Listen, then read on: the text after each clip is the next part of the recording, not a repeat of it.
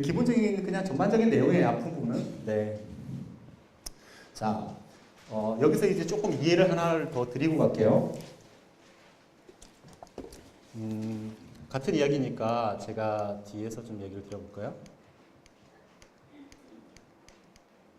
너무 뒤로 가네요.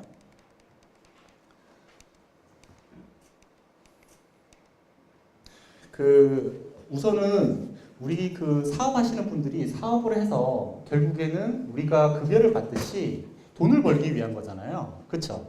그런데 일반적으로 대표이사들 만나면 급여를 월 500 가져가시는 분들이 거의 대다수예요.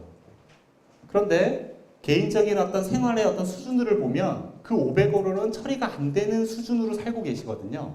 그렇죠? 그러면 대표이사가 머릿속에 어떤 생각을 갖고 있냐면 일반적으로는 나도 돈을 더 가져 나오고 싶긴 한데 세금이 걱정 좀 내기가 싫어가지고 안 가져 나온다가 1번이에요. 자, 그게 착각임을 알려드리는 게 첫 번째고요. 두 번째, 그렇기 때문에 내가 급하게 필요한 돈이 생기면 회사에서 그냥 가지고 나오는 거예요. 그게 첫 번째 가지급금이 되거든요.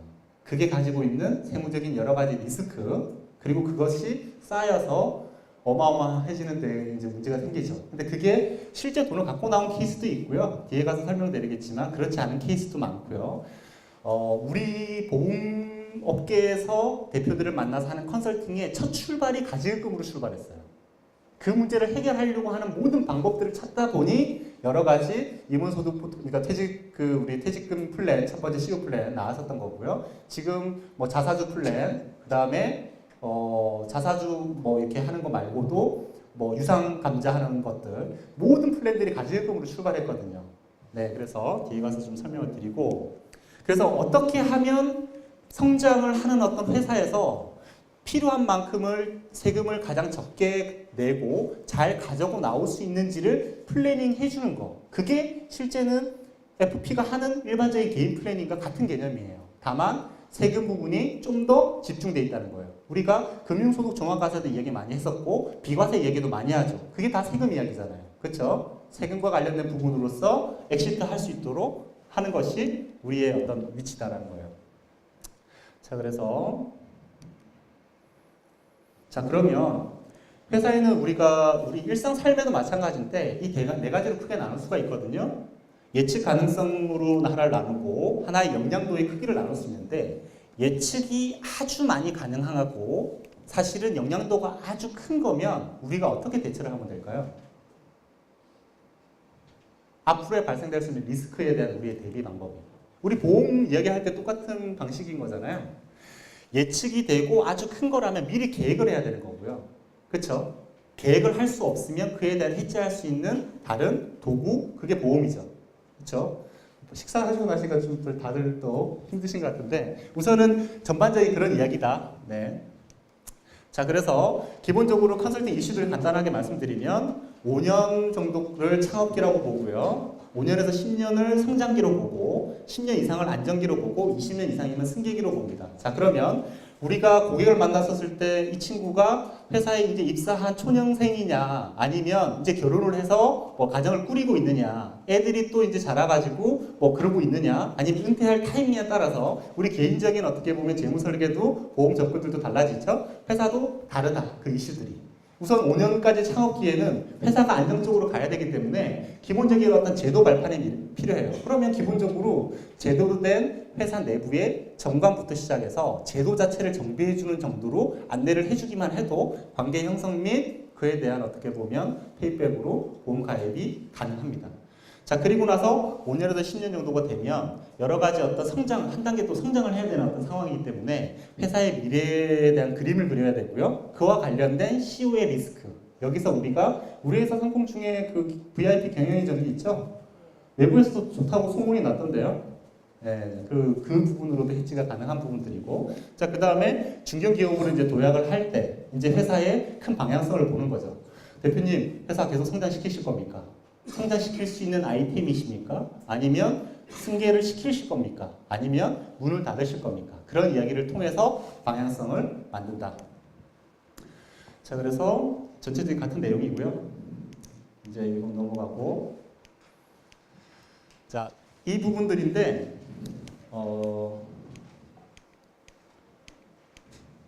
이 페이지로 그냥 말씀드려볼게요. 우리가 기본적으로는 소득을 한번 파악을 한번 해볼게요. 저희가 지금 급여생활자예요. 그러면 기본적으로는 내가 일을 하고 그에 대한 노동의 대가로서 소득을 가져오죠. 그죠? 그 소득을 가지고 제가 어떻게 투자를 해서 불릴지를 고민하잖아요. 그쵸? 그러면 기본적으로 금융기관의 어떤 금융상품에 가입을 하면 그에 대한 소득이 들어오겠죠. 금융소득. 그 부분이 배당이나 이자로 들어올 거예요. 그쵸? 아니면 기본적으로 방금 얘기했던 배당 같은 경우는 주식에 투자를 하는 어떤 경우라고 볼 수 있겠죠. 그럼 대표는 어떤 상황일까요?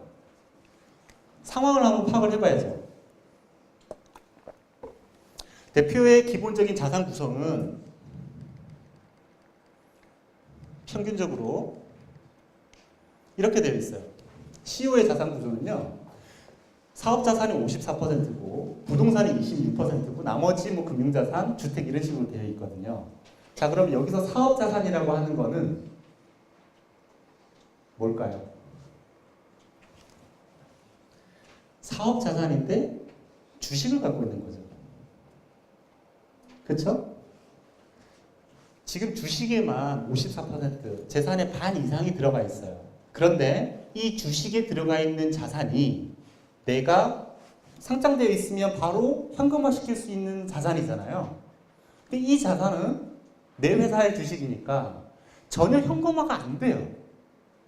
그쵸?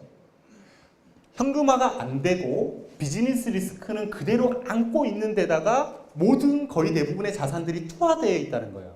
자, 이게 지금 이야기의 앞단의 이야기에 가장 초점이 되는 주요 내용이에요. 보세요. 우리 포트폴리오를 짜주고 위험은 분산해야 된다라고 하고 한 바구니에 담지 말라는 이런 얘기는 많이 들었는데 대표님 급여 500만 원 갖고 나오시고요. 필요할 때마다 가지금 빼서 쓰시면서 결국에는 그 모든 자산들을 주식 투자하고 계신 거예요. 근데 그 주식이 아주 리스크가 높은 주식 투자를 하고 계신 거예요. 그리고 주식을 투자했으면 배당을 받으셔야 되는데 배당 한 푼 안 받은 회사들도 많죠? 그렇죠? 그죠? 배당도 못 가져 나오시면서 결국에는 그렇게 리스크하게 투자를 하고 계신 거다. 두 번째, 그리고 그 회사 안에 또 똑같은 비즈니스 리스크 위에다가 나의 모든 노동을 투하해서 노동에 대한 대가도 너무 적게 갖고 나오고 계시다는 거죠. 그러면 사업하시는 분들 우리 예전에 얘기 들었잖아요. 사업하는 사람은 딸 안 준다 이런 얘기도 이제 막 돌았잖아요. 지금 중소기업들, 그러니까 일반 개인 기업을 기준으로 했었을 때 10년 유지할 수 있는 기업의 퍼센티지가 얼마나 되는지 아세요? 기본적으로 개인 사업자가 법인으로 전환한 케이스들도 있을 수 있지만 기본적으로 어쨌든 그거를 포함해서 90%가 없어져요. 중소기업은. 그러면 그 사람은 어떻게 돼 있을까요? 그게 이 사업의 모든 어떻게 보면 그걸 다 투하하고 있는데 그게 날아가니까 결국엔 리스크 헤지를 못했다는 거거든요. 그렇죠? 뒤에 가서 개인 사업자 법인 전환부터 해서 법인 전환되었을 상태의 관리 부분들이 필요하다는 부분이거든요. 자, 그래서 나의 삶을 전체적으로 기획하고 계획하는 데 있어서 리스크를 분산해야 된다. 분산하는 방법에 대한 것들이 모든 다 뒤에 솔루션 내용이에요. 지금 이야기 드리는 것들이 그냥 또 이야기 같은데 실제 그 당사자하고 얘기를 나누면요. 이 모든 게 이야기거리예요. 자, 그런데 이 이야기거리들은 일반적인 컨설팅 영업을 하는 법인 GA들에서는 이런 것들로 서로 크게 대화를 안 나누고 뭔가를 가져가서 그걸 꺼내놓는데 거의 집중하고 있어요. 앞으로는 그 방식은 안 먹힐 거다라는 거예요. 자, 그래서